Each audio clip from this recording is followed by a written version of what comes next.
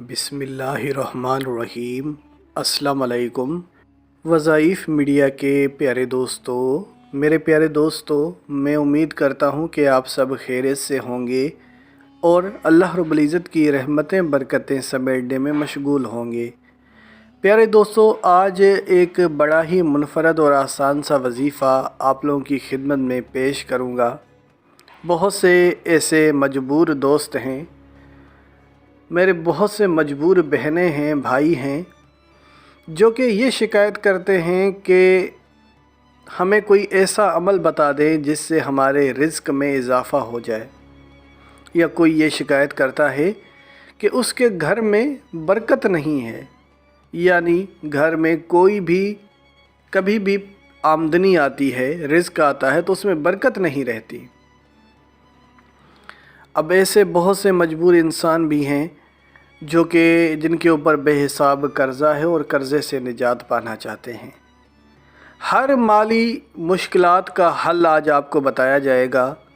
چاہے کتنی بھی بڑی مشکلات کیوں نہ ہو۔ کوئی اپنے بچوں کی شادیاں نہیں کروا پا رہا،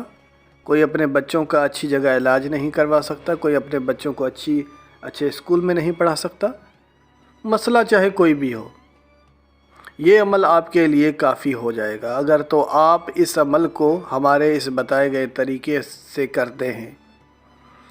آپ نے سورہ اخلاص پڑھنی ہے، گھر کے کونے کونے پر آپ نے دم کرنا ہے۔ اب وہ کس طریقے سے کرنا ہے اس ویڈیو میں بتایا جائے گا، لیکن اس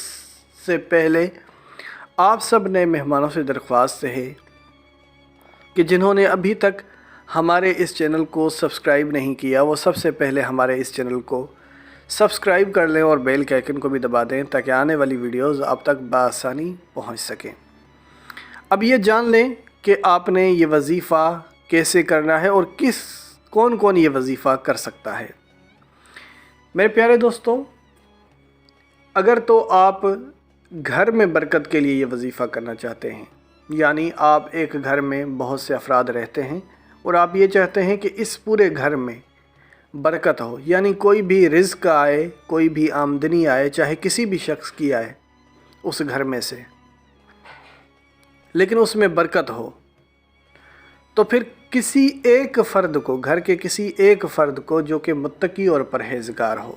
متقی اور پرہیزگار سے مطلب یہ کہ گناہوں کی طرف مائل نہ ہوتا ہو، نمازوں کی طرف دھیان ہو اس کا،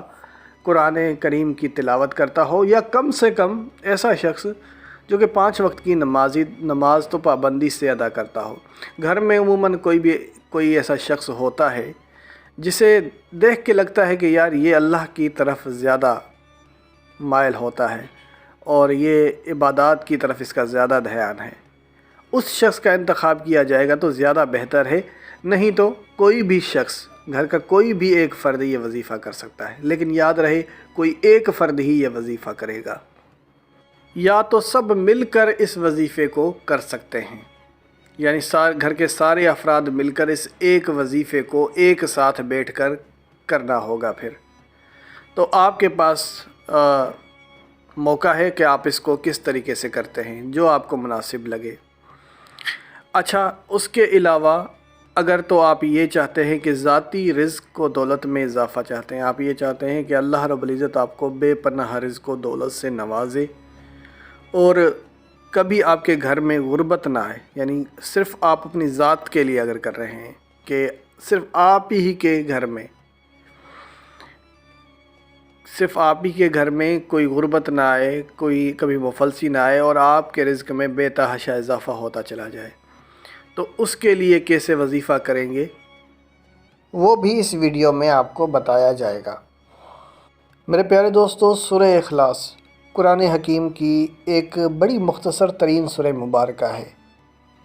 پڑھنے میں یہ جتنی مختصر ہے، یقین کرو فضائل کے اعتبار سے اتنی ہی زیادہ مالا مال ہے۔ یہ ایسی سورہ مبارکہ ہے جس میں اللہ رب العزت کی وحدانیت کو بیان کیا گیا ہے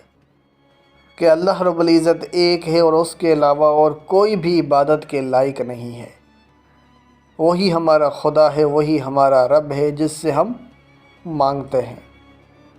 اب آپ سمجھ سکتے ہیں کہ اس سورہ مبارکہ کو جب ہم پڑھیں گے تو اس کا کتنا بڑا فائدہ ہوگا۔ سورہ اخلاص کی ایک فضیلت آپ سب مسلمان بہنوں اور بھائیوں کے سامنے رکھوں گا تاکہ آپ کو اس وظیفے کی اہمیت کا اندازہ تو ہو سکے کہ آپ جو چیز پڑھ رہے ہیں اس کی کتنی بڑی اہمیت ہے۔ حضور نبی کریم صلی اللہ علیہ وآلہ وسلم نے ایک جگہ پر صحابہ سے عرض کیا، آپ میں سے کوئی اتنی طاقت رکھتا ہے کہ ایک رات میں قرآن پاک کا 1/3 حصہ پڑھے؟ صحابہ کو یہ عمل بڑا مشکل لگا اور صحابہ نے رسول پاک صلی اللہ علیہ وآلہ وسلم سے عرض کیا، یا رسول اللہ، ہم میں اتنی طاقت کہاں ہے کہ قرآن پاک کے 1/3 حصے کو ایک ہی رات میں پڑھ لیں؟ تو آپ صلی اللہ علیہ وآلہ وسلم نے فرمایا، قل واللہ احد اللہ صمد لم یلد ولم یولد ولم یکن لہ کفوا احد۔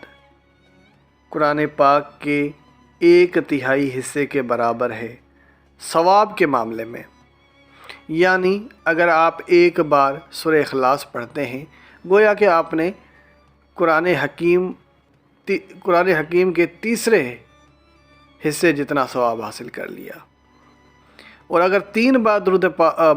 اگر 3 بار سورہ اخلاص پڑھتے ہیں گویا کہ آپ نے ایک پورا